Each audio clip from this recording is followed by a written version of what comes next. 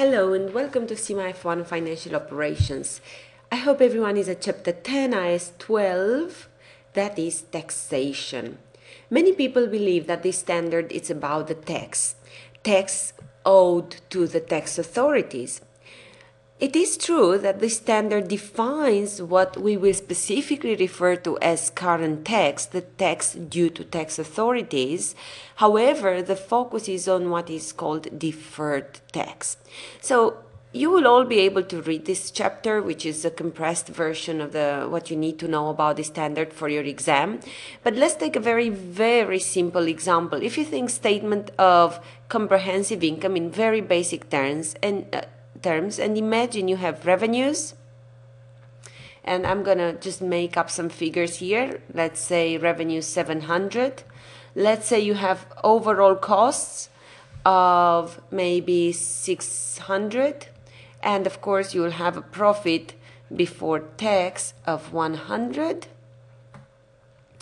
and then you will have tax, and you may have tax of 60, and then you have profit after tax, whatever is left. 100 less 60 gives you 40.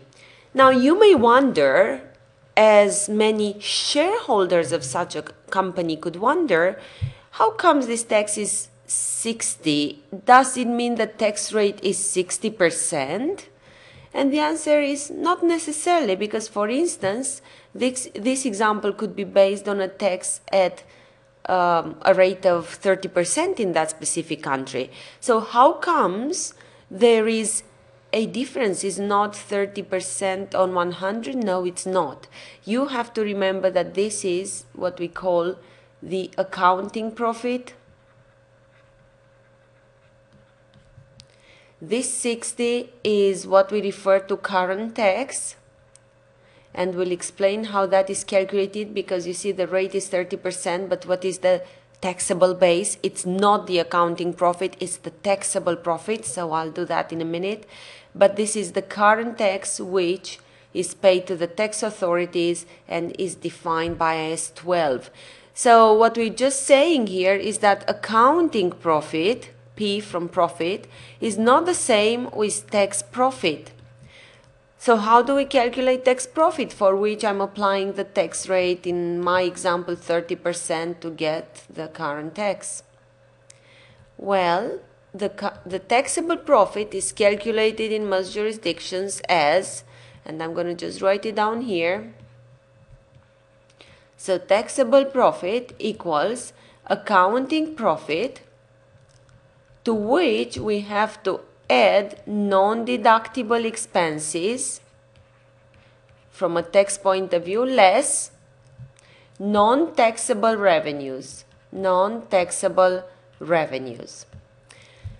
Now, because, of course, it does depend on each tax jurisdiction, but because you have non-deductible expenses in many countries quite high, non-tax revenues quite low, what do you expect to happen? Tax profit, generally speaking, tends to be higher than accounting profit.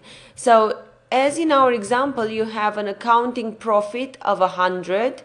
However, because taxable profit is higher, you apply 30% to a higher base. That's why you get this apparently huge tax relative to your accounting profit. So what we have to make sure is we understand that accounting profit is different than tax profit, and I'm going to choose paying. There are some differences made up of these two elements. I'm going to call them differences between the accounting profit and tax profit.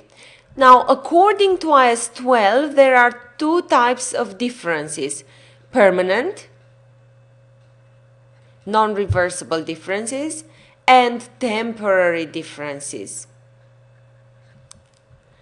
And if you're gonna go and look at the next page, you will have the definitions for temporary and permanent differences coming straight from IAS 12.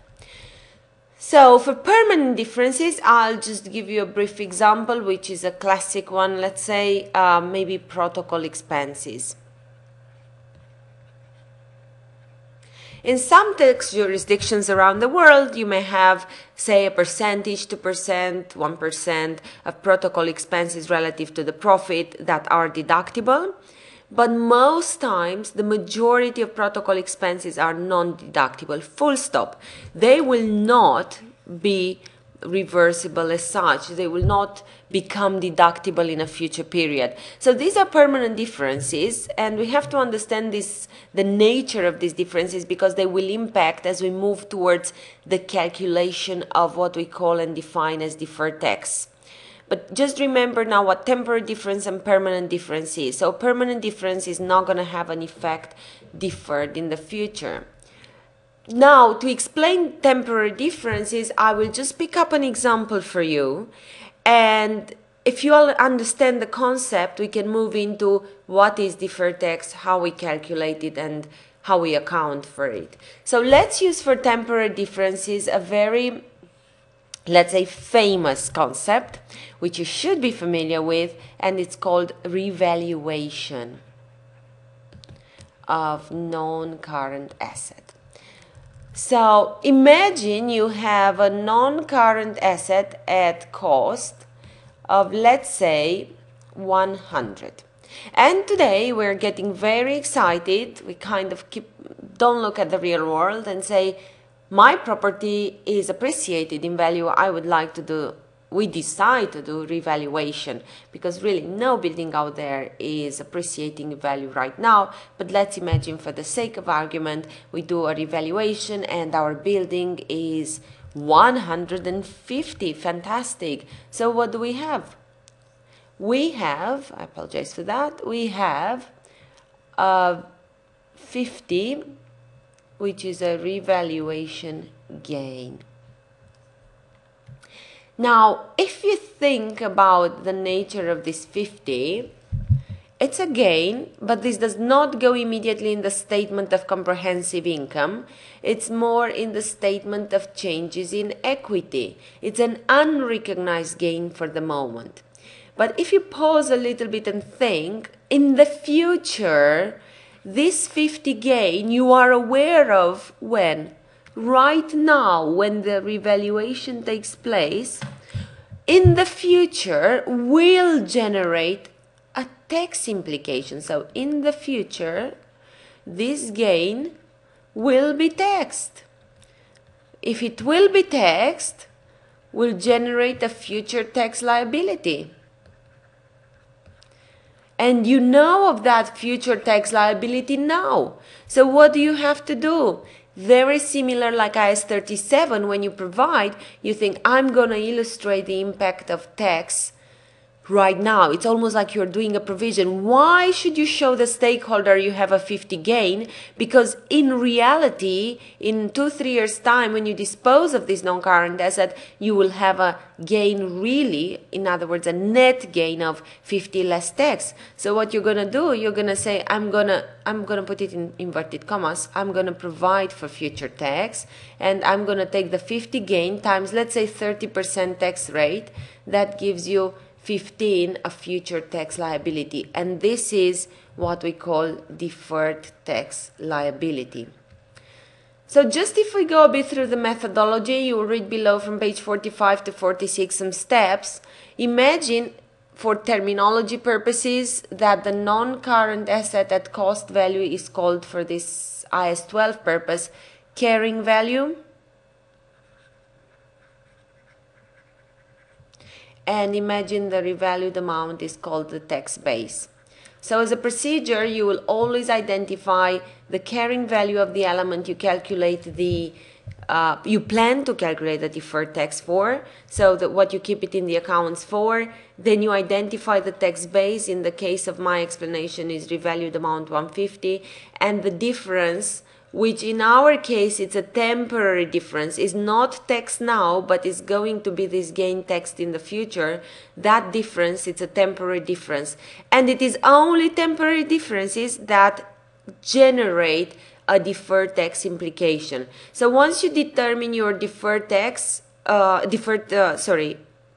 you determine your temporary difference, you are ready to calculate your deferred tax. So here is your deferred your gain. You can argue it's a deferred gain, and based on that you come and calculate your deferred tax. You take that temporary difference, you apply the tax rate, and you get the deferred tax liability. Wonderful. So how do we account for that 15 then? You are going to do it, and this is an exception. Normally you're going to say deferred tax expense to deferred tax liability in terms of debit and credit. However, in my example above, instead of this, you will say debit revaluation reserve in my example for 15 and liability for 15. So what will happen, you will have your revaluation account, if you have here debit and credit. Remember, you had a revaluation figure of 50 and then you have a debit of 15. So you're going to just illustrate what you're going to illustrate. I'm going to balance my account like you know from your baby papers, and you have a carry down figure of only 35. So the net gain you will have here that the stakeholders are interested is 35, not 50. Okay, so why do we do that? Because this is showing more of a true and fair view. It reconciles by accounting for deferred tax. Remember our initial example here?